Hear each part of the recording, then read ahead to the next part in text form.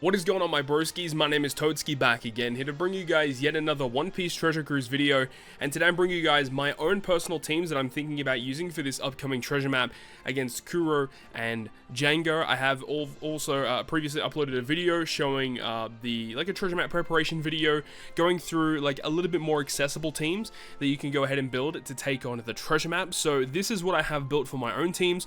I'm going to go through them one by one, break them all down for you guys so you know exactly how they are supposed to work, and potentially you can use this as inspiration for your own teams. If you want to check out more teams, as I said, check out my preparation video. It might give you a little bit of a rundown in terms of what you can expect and how you can kind of build your teams a little bit differently.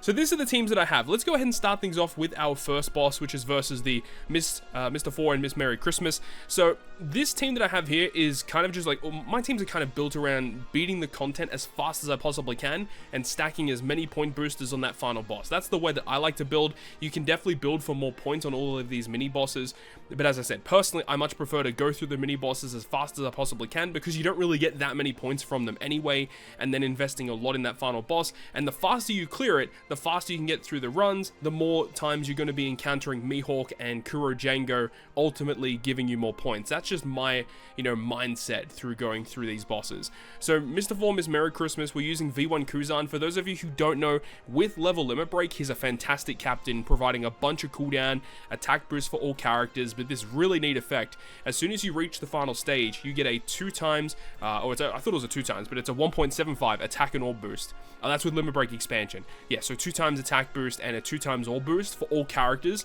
when you reach the final stage of a treasure map, that is, because it's stage 3. So this is great. So you reach the last stage, you already get an attack and all boost guaranteed. So it's just building around that. Another thing is that Kuzan's special ability, when you have it completely maxed out, does do 1 million fixed damage to all enemies. So I kind of just use one Kuzan stage 1, one Kuzan stage 2, just to wave clear the first 2 stages. We reach the last stage, and there's a lot of different debuffs. There is special bind, so all characters are special binded for 5 turns. There is the stun debuff, attack down, increased damage taken, like just some nasty stuff. However, I'm going to be just using one special, which is going to be Luffy. So Luffy has the support of this Uta. This Uta support says anytime that the supported character gets special bind, it removes 5 turns of it. Another thing is that this Luffy, with his crewmate ability, completely removes stun on himself, and his special ability will remove 6 turns of attack down, and also removes stun duration completely. So he removes the stun, which is great, removes the stun, removes the special bind on himself with the support. His special ability removes the 6 turns of attack down for the crew as well. Meaning that Luffy by himself will basically get around everything with that support. And remember, we still have the attack and all boost from Kuzan guaranteed. We then have the support of the Raizo, which gives a color affinity to Dex characters because it is a quick boss. And then we have the support of Sabo on Koala, just saying whenever we're inflicted with special bind, you get a chain lock. So this gives us chain lock, color affinity, attack boost, all boost, and getting rid of all the debuffs just with one special launch. Should be a pretty fast team to get through this content.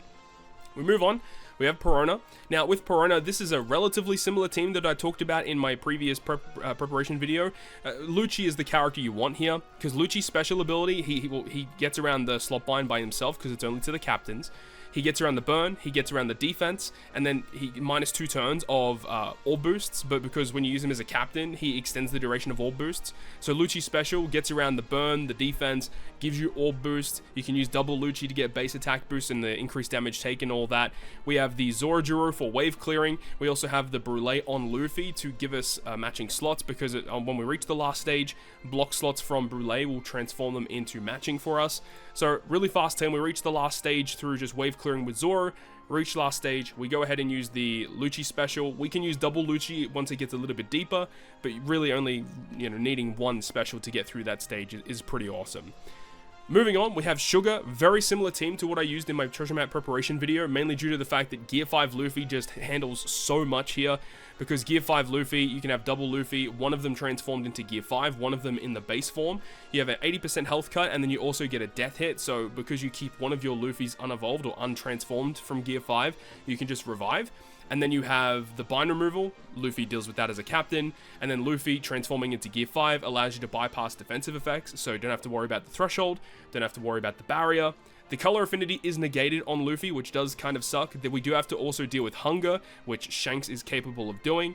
And then we have just 3 characters to guarantee the EX super from being activated. We also have the special of Brook with double special launch to wave clear the first 2 stages. And when we use our Luffy special, when he's transformed into Gear 5, we get an orb boost and affinity. The affinity is removed, but the orb boost will still stay. And then with the support of this Frankie attached to Luffy, we also get an attack boost for the crew. So we'll have attack boost, we'll have orb boost, no color affinity, unfortunately. It does kind of suck, but realistically we could also just use the Shanks special as well, which will give us a chain boundary because we already have color affinity. Or you could just go ahead and use Shanks as the captain if you want to, potentially, but double Gear 5 Luffy is just the way to go, honestly. It really just is. So that's just kind of it. Yeah, I feel like this should work pretty well, and you know, if you've got good investments on your rush, you just get amazing amount of damage because of that. You don't have to worry about your HP because of course you can just revive anyway. So this team seems really good. I think Gear 5 Luffy is going to be the best way to speed farm it. Of course, they really want you to use the new legend Sanji and the rare recruit Zeph, wherever he is down here. They want you to use this Sanji, they want you to use this Zeph on the fight.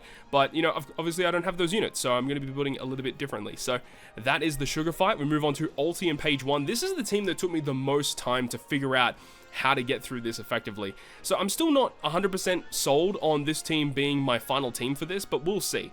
We have Vista for wave clearing the first 2 stages. We have Hiyori to give us a full board of Wano slots. I guess I kind of forgot to mention, we use Shirahoshi on the Kuzan team. It gives a full board of Rainbow at the start of the quest, and because we wave clear the first 2 stages, we reach the last stage, we'll have a full board of Rainbow slots, and that's the way that we deal with that. Ulti page 1 is the same way. Wave clear the first 2 stages with Vista, and then we have a full board of Wano slots due to Hiyori's crewmate ability.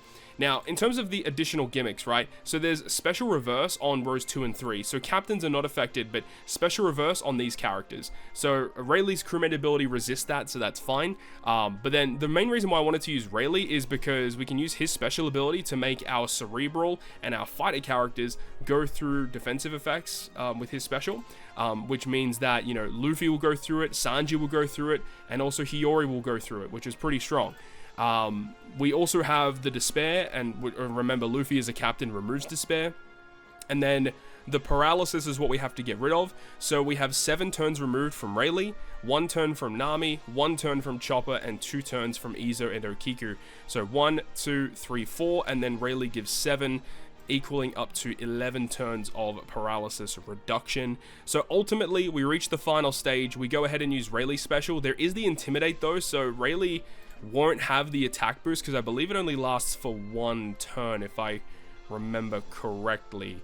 Yeah, it's 2.75 orbs and 2.5 times attack, or boost orbs by 2.5, attack by 2.75, but it does only last for 1 turn. So the orb boost will stay, the attack boost will not. However, because we have double Luffy, both Luffy's, I believe, extend the attack boost by 1 turn. So technically, Rayleigh's attack boost will still be activated. If not, we'll just use Luffy's special and we can get the benefits because of that. So that works out pretty well. If you activate a color affinity effect, then they remove your buffs, but just don't activate color affinity, obviously. I think this team should work. We just wave clear, we reach the last stage, Rayleigh's special, and that should literally all we need for that final stage. I don't think we have to activate anything else. Of course, Sanji is replaceable. You don't need him. He's just here because he is a dex unit, which can help with the quick side of this boss that can be boosted by all the effects here. So that's just kind of it. It should work pretty well. We'll see how it goes. I think it should be fine.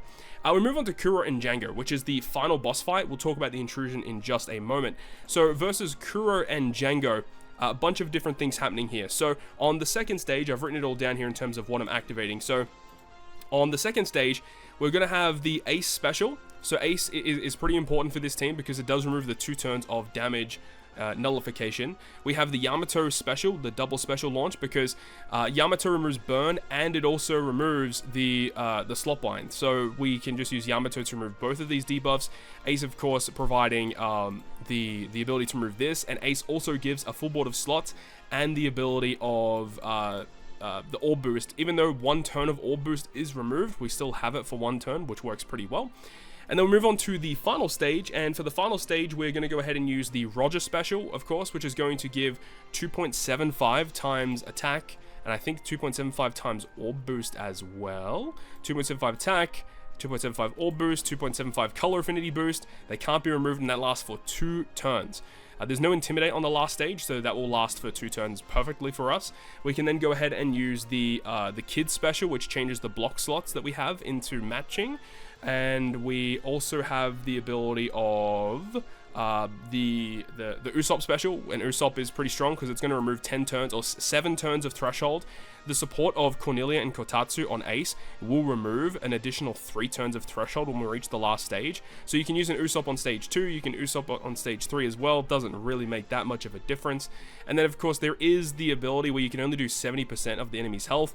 Due to the fact that the enemy is going to be delayed, I believe it means that the resilience and the cooldown here will not trigger on the opponent's side of the field. So we can take that to our advantage, so we don't have to deal with the reverse, we don't have to deal with the resilience, and we can just break through. And the whole reason why we use Roger as the captain, not only because the special works really well when Roger himself is the captain, but he also removes special bind on the crew. So we don't have to worry about that either.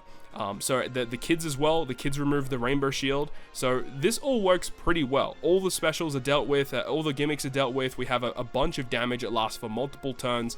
So I feel like this should work relatively well. I guess we'll see once the official boss does release. But in theory, this team seems like it should work pretty effectively. And then finally we have the Mihawk intrusion fight. So versus this boss, we're going to use the kid special, onion, pepper, and carrot. That removes the block slots, and then we can go ahead and use the Lucci special to remove the burn, and then we can use one of the Usopps to remove the damage threshold, and that's basically it. We just kill from that point onwards. We'll reach the last stage here. We're going to use the Yamato special, which will remove bind on the left-hand side of the crew. We also have Cornelia and Katatsu, which does remove 3 turns of bind as well, so we only really need to use Yamato special once. You could use double special and not have to worry about the support, but the support just makes it slightly faster. Then we can go ahead and use the Ace special, which will give us a full board of deck slots. It does remove paralysis, and because we already have an orb boost, we get the ignited conditional boost, which is fantastic for damage. And then we can use the Usopp special as well, just because we can. And that's basically it. We just kill. We're going to have a full board of Dex slots because we have a full board of Dex, changing the paralysis slots into matching. And yeah, this team, I think, is just going to work really well. And it's a really high point booster team too. Like 27 times is incredibly high.